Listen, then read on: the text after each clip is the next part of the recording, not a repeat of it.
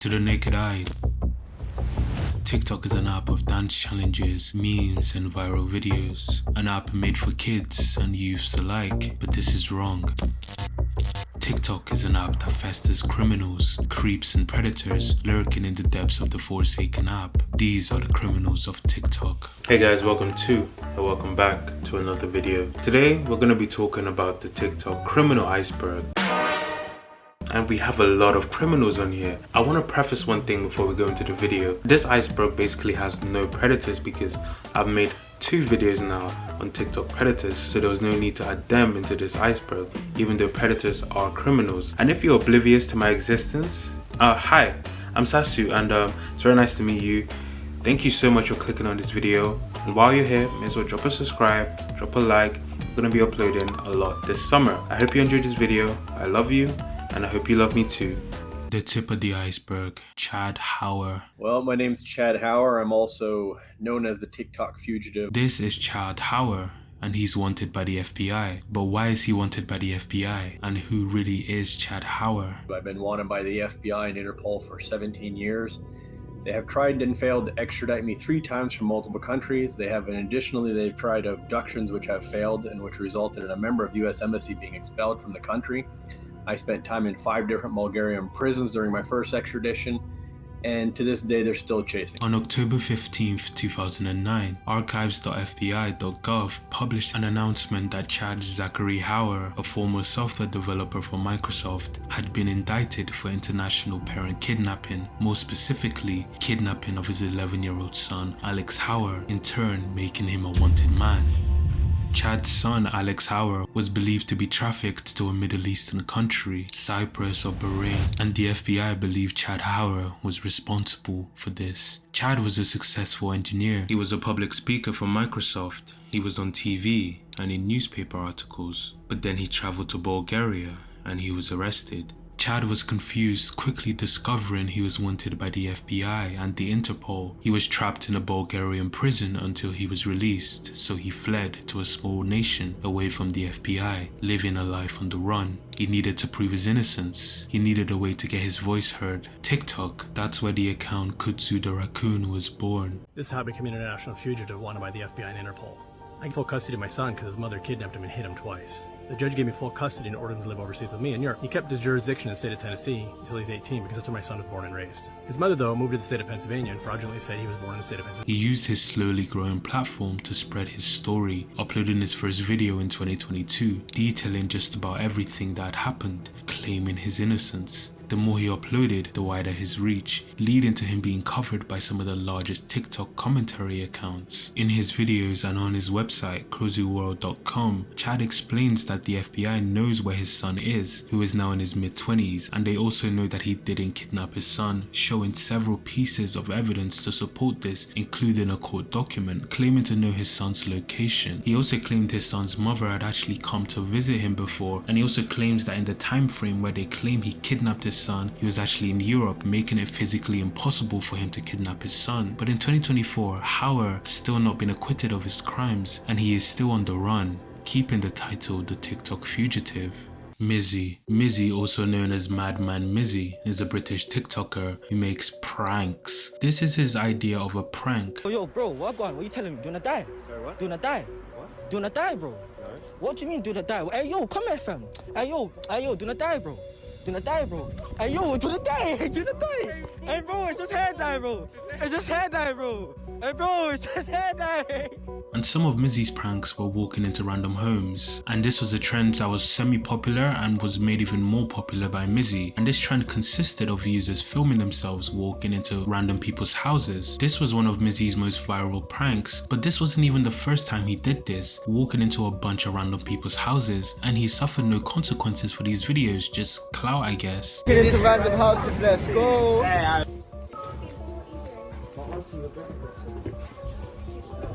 James? Come to the front door right now, please. James? James. You man, come. Hello, James. We need to speak to James. James. Hi. James. Is this Right, where the let's study go group is? Study group. No. What door number is this? No. Study group.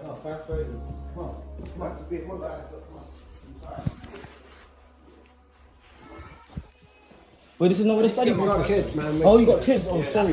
Oh, I thought this was a study group. I actually thought.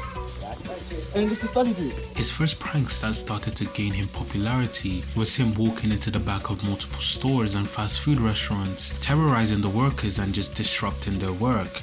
Into the back of foot asylum.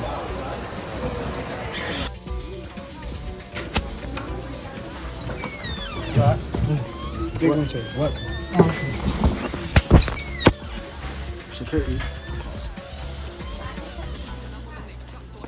In some other videos, Mizzy and his friends went to a park to steal a dog from an older woman, but the older woman would actually try to chase them trying to get her dog back, but obviously she can't keep up with them, but eventually Mizzy and his friends would release the dog to the woman. He also did the classic assaulting people pranks where he would assault people, but it's a prank so it's okay, right? In another video, Mizzy enters a library and announces to the cameraman that he's there to rip up a book, any book, in front of people. Once he reaches the receptionist's desk, he opens up the book and rips out the pages in front of her, causing her to exit the room and to bring in her supervisor, basically giving Mizzy the reaction he wanted. You're right. Yeah, fine, thank you. I just got a bit of. Can I get this book, please? Right, okay, just 1 minute. It's a TikTok.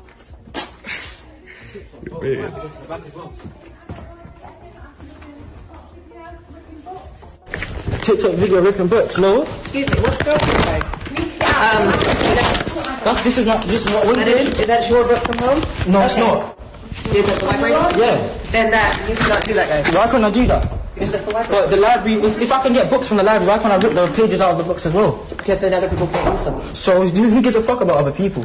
All this criminal activity eventually caught up to Mizzy as he was jailed for 18 weeks by a judge who said his videos were not funny. Mizzy was found guilty of 2 counts of breaching a court order prohibiting him from sharing footage of people without their consent. Judge Matthew Bones sentenced him at Stratford's court to 18 weeks in detention in a young offender institution. Zachary Latham. Zachary Latham is an amateur TikToker, if you could even call him that, who in 2020 was involved in the fatal stabbing of William T. Durham. The crime came after weeks of reported conflicts between Latham and the Durham family, who were his neighbors, coming to a head when Latham recorded and posted a video to TikTok of an altercation with Catherine Durham, labeling her a Karen. What are you gonna do, Karen?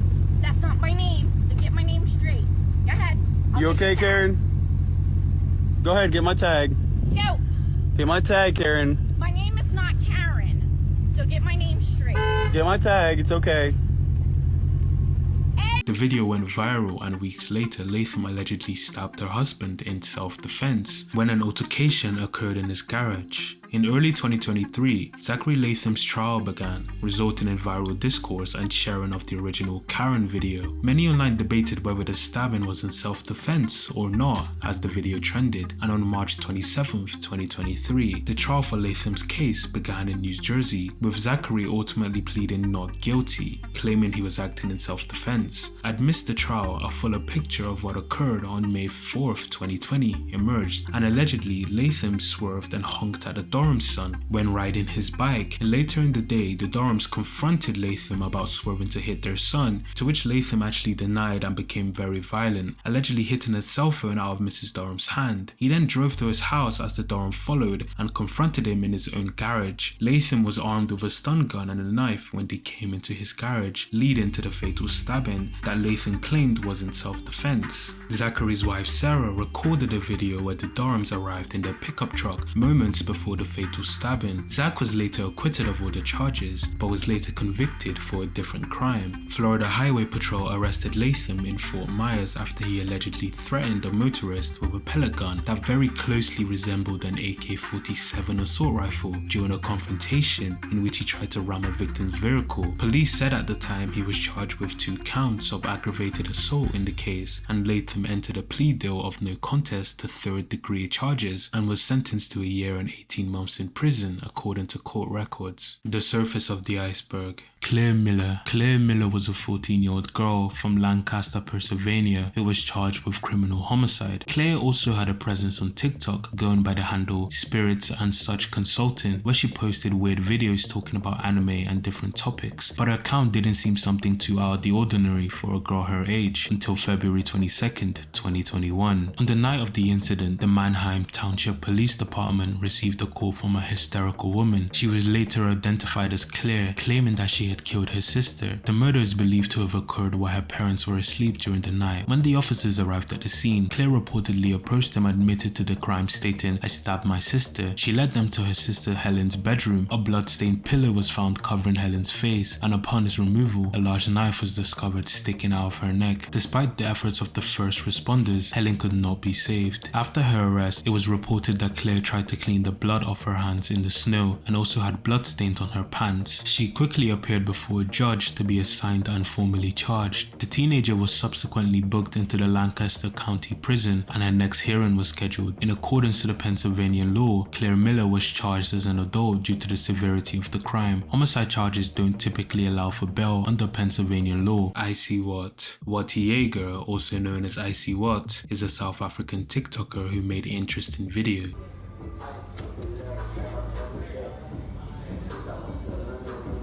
He was a pretty popular TikToker, gaining over 1.4 million followers, and he was originally arrested in March 2022. On March 28, 2022, Icy Watt was reportedly driving recklessly in Sunrise, Florida in a pink Mercedes, later stopping and disturbing some people, with the two people actually telling Jaeger to move out the way, and the confrontation actually began and continued when he followed them to a nearby Chick-fil-A parking lot. Icy began threatening the two victims and proceeded to take a gun out of his car, waving it around. Jaeger allegedly hit one of the victims in the back of the head with his gun, resulting in the police being called, and Icy didn't react too well to this. Get on the ground.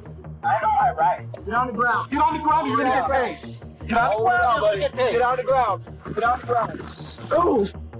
Next time do what you're told, we won't have that problem. Making a scene resulting in an altercation with the police, with him getting pushed to the ground by the police and being detained. The police said that Jaeger became violent when being arrested and kicked an officer in the thigh. The incident took place in March 2022 when Icy Watt, also known as Watt Jaeger on TikTok, was arrested for reportedly assaulting a police officer and another person with a gun, and the body cam footage was released on the 16th of June 2023, causing it to spread rapidly over the internet. Cameron Herron. Cameron Herron is a criminal who gained wide popularity on TikTok for being, and I quote, "too cute to go to prison." Back in May 2018, Cameron Herron was driving his brand new Ford Mustang, a gift from his parents for graduating high school, on Tampa's Bayshore Boulevard. But there was a major issue. Cameron was speeding, with his older brother Tristan in the passenger seat beside him. Cameron was drag racing against his friend, 17-year-old John Beriner. Cameron was traveling at 100 miles an hour in a 45 miles an hour zone and collided at high speed with 24-year-old Jessica Reisinger Rubinall, who was pushing a stroller carrying her 21-month-old daughter, Lila. In a last-ditch effort, Jessica, who had been lawfully crossing the road, attempted to push her child out the way but was unable to in time, and Jessica died instantly, with her daughter succumbing to her injuries the following day. Cameron was charged with 1 count of unlawful racing and 2 counts of vehicular homicide. Cameron was not offered a plea deal. Instead, he pleaded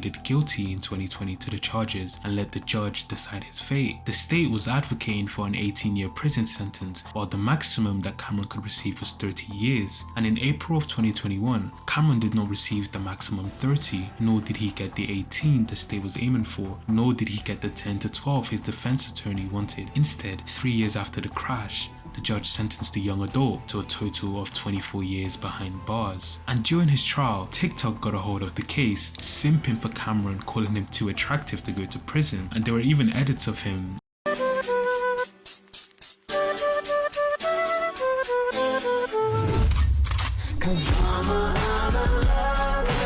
TikTok is really cooked. The body of the iceberg. Jonte Kalia and Eric Dodds. Jonte and Eric first went viral on TikTok for their pro-LGBTQ+ content, resulting in them gaining over 800,000 followers on the app before being arrested in connection to a fatal shooting of 29-year-old Dakota Bradshaw. On August 1st, 2022, the Walker County Sheriff deputies and Roosevelt Police Department officers responded to a shot-fired call on East Peachtree Street in Roswell, Georgia around 1 in the afternoon. When deputies and officers arrived on the scene, they discovered Dakota Bradshaw was shot in his home. The couple were arrested at different times, with Jonte being arrested first on the 10th of August 2022, resulting in Eric posting a video claiming his boyfriend's innocent. In this video he stated, "For the past couple days in the media, I've been seeing a lot of things about John and you are concerned about John. Is he okay? Has he harmed anyone? No, he has not done anything to do with no one. Y'all know John. John would not harm a soul," he said. Eric continued, "John is okay. I'm okay, you guys. Everything is good. My baby will be home soon." He then set up a GoFundMe page in an effort to prove Jonte's innocence. However, a few days later, on the 16th of August 2022, Eric was also arrested by the US Marshal Service in Huntsville. In May, a jury found Eric and Jonte guilty of murder and several other counts in the murder of Dakota Bradshaw. Eric received a life sentence without the possibility of parole and an additional 5 years for possession of a firearm during the commission of a felony. Jonte also received a life sentence, but this time with the possibility of parole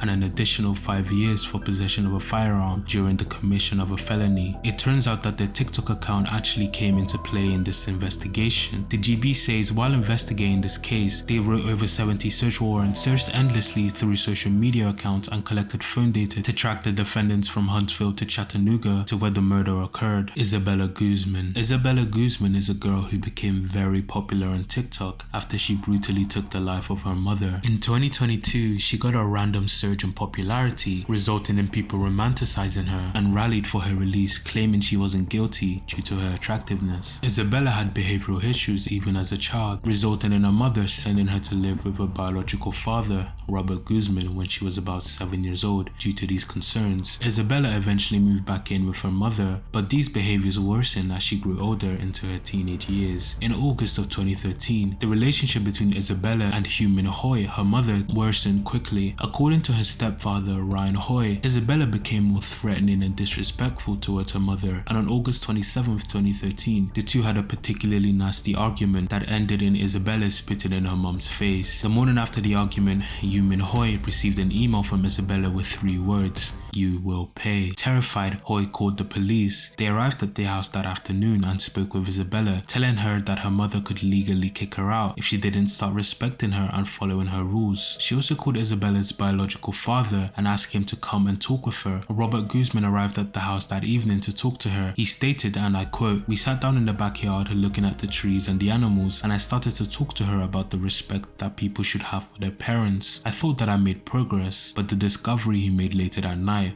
would change his life forever." On the night of August 28th, 2013, Hugh Min Hoy would arrive home from work around 9:30 p.m. She told her husband she was going upstairs to take a shower. That's when Isabella snuck in with a knife and attacked her repeatedly. Isabella's stepdad heard screaming and a loud thud in the bathroom. That's when he went to check on what was going on, but he wasn't ready for what he found. Ryan Hoy rushed upstairs just in time to see Isabella Guzman slamming the bathroom door shut. He tried to push through, but Isabella had locked it and was pushing against the other side. When he saw blood seeping beneath the door, he raced back downstairs to call 911. He then went back upstairs and he saw Isabella open the door and walk out with a bloody knife. He ran into the bathroom and found Hugh Min Hoy naked on the floor with a baseball bat beside her covered in stab wounds. He tried to resuscitate her, but she was already gone. After taking her mother's life, Isabella fled the house attempting to go on the run, but she was quickly found the next day. According to CNN, on the day of her arraignment hearing on September 5th, 2013, Isabella had to be dragged out her cell, and when she finally got to the courtroom, she made a series of bizarre faces at the camera, smirking and pointing at her eyes. Isabella Guzman pleaded not guilty by reason of insanity, and a doctor testified that she was suffering from schizophrenia and had experienced delusions for years. He testified that she hadn't even realized that she was stabbing her mother. Rather, Isabella thought she killed a woman named Cecilia in order to save the world. The judge accepted a plea of insanity and found her not guilty. Isabella was sent to the Colorado Mental Health Institute in Pueblo. This is where she remains until a court rules otherwise. Feng Zhongyuan. Feng Zhongyuan is a TikToker and internet personality, also known as Onion, with over 5 million followers. He was also the suspect in the murder of Gang Shoujian, or Fatty Goes to Africa, a well-known food blogger. Feng was arrested on December 4th on suspicion of killing Gang Songyun and injuring Li Shuzan. The violent knife attack took place in 2022 at the crowded Indian chalk market at the capital Kathmandu. The gruesome video, which I'm gonna censor very heavily, shows Gan, who is known online as Fatty Goes to Africa, broadcasting himself live walking and laughing with a pair of friends when the scene is suddenly interrupted by a series of distressing and high-pitched screams, followed by wild shaking before the screen goes black. A later recording shows a visibly dazed Gan sitting in the middle of the street, covered in blood, while other people believed to be Feng can be heard swearing at him in Chinese. Half lying on the ground, Gan can be seen clutching his stomach to observe the injury in the abdomen and gesturing for a phone, presumably signaling to onlookers to call for help.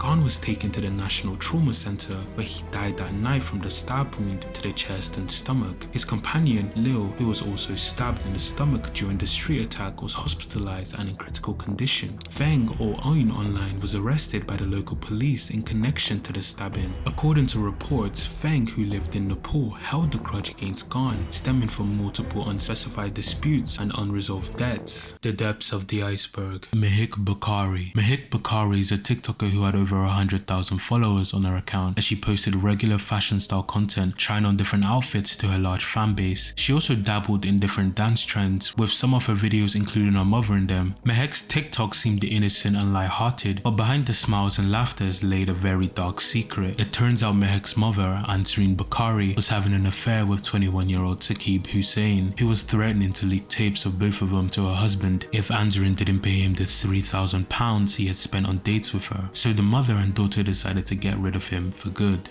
So they came up with a plan. They arranged to meet up with him in a supermarket car park in Leicester. Saqib and his friends arrived in a Skoda marked in green, and Mehek and her mother arrived in an Audi marked in red, and their acquaintances marked in blue. But it seemed Saqib and his friend had a bad feeling, so they decided not to get out of the vehicle. So they pulled out and tried to drive away, but it was too late, as Mehek, her mother, and their acquaintances was already on their tail. A chase ensued, with some of the cars reaching over 100 miles an hour, and in the midst of this, Saqib made a gut-wrenching 999 call. They are trying to ram me off the road. I'm begging you, I'm going to die. This was followed with a loud scream and a crash. It was a gruesome mess, with the car virtually splitting into two and catching on fire, both victims losing their lives on the spot. Quickly after the incident, the police visited Mehek, asking for a location at the time of the incident, but she lied, claiming she was at home, and then she went to see her friends. But the police wasn't buying this, so she was quickly arrested. But her story quickly changed after her arrest, claiming she was on the road in Leicester, but claimed she wasn't involved in a crash.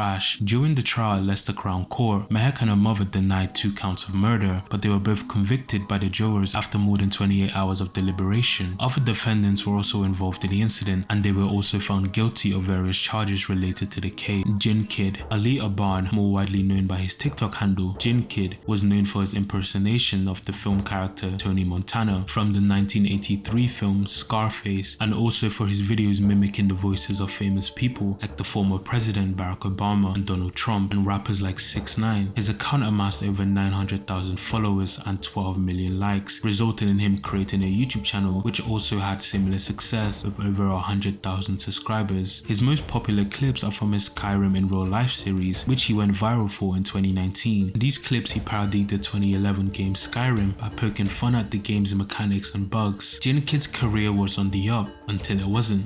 Abu Laban is accused of fatally shooting his wife and another man, Raybon Baron, who was 29 at the time. On October 18th, 2021, Abu Laban checked into a hotel after his wife told him to move out of the 35th floor apartment, but Ali secretly kept a key to the apartment and sneaked back into the home 3 days later. There he installed the listening app on his 5-year-old daughter's iPad. He later used the listening app and heard his wife and a man talking and giggling inside the apartment. Ali quickly rushed from his hotel to the apartment, where he found found his wife and the man she was cheating on him with, and without hesitation, Ali fled the scene where his wife and the imposter laid lifeless. Ali later picked up his daughter from school and called his mother and admitted that he had killed his wife. He then got in his car and got on the highway, and while driving he called the police, later being arrested 45 minutes later. Ali was charged with 2 counts of murder. Nicola Priest. Nicola Priest is a 33-year-old woman from Solihull, England, who was sentenced to 15 years in prison for taking the life of her 3-year-old daughter, Kaylee Jade. Nicola had a TikTok account by the name of Nipic210 where she posted videos of her and her daughter dancing and having a good time. This gained her a small fan base because people loved the seemingly strong mother-daughter relationship, but everything wasn't as it seemed, as behind the scenes, Nicola was the worst possible mother ever. On August 9th, 2020, Nicola invited her 22-year-old boyfriend, Callum Redfern, to her house where her and her 3-year-old daughter, Kaylee Jade, were staying. During the stay, it was getting pretty late, so the couple decided to put 3-year-old Kaylee to bed so they could get some alone time, but they were midway through their alone time when Kaylee woke up, and like children do, she went to find her mother, interrupting the couple. This resulted in the couple severely beating the 3-year-old girl, taking her life. Her mother did call 999, but she waited until she was sure the child had passed away before she did. The child's injuries were extreme. It was as if the child was in a terrible car crash. But if we looked further into the relationship between the mother and daughter, we can see this wasn't the first case of abuse and violence between the two. It was said that the 3-year-old child has sustained a broken leg, a fractured sternum and broken ribs in result of a mother's mistreatment. Nicola also failed to do the bare minimum when looking after her daughter, failing to change her nappy and even forgetting to feed her sometimes. When Nicola was taken into custody, messages were found on her phone between her and her boyfriend about how she was hitting her daughter because she made a mess in her nappy. More messages were found in her phone in which Nicola wrote to her boyfriend that she was going to kill her daughter because she keeps leaving the room or going into the kitchen, so she hit her and smacked her for dirtying her nappy again. In other examples, neighbors below Nicola's apartment heard a loud banging right before her daughter burst into tears. The neighbors claimed they could hear Nicola say, and I quote, "I'll just say she fell off the bed." Things only got worse when Nicola and Redfern got together. Police believe the level of discipline she was subjected to became increasingly forceful and violent during Nicola and her boyfriend's relationship, and on August 5th, both were convicted of manslaughter, with Nicola receiving a 15-year sentence and Redfern receiving a 14-year sentence. Nicola was also found guilty of child cruelty relating to previous injuries found on her daughter's body, but Redfern was cleared of those charges. If you watched all the way to the end of the video,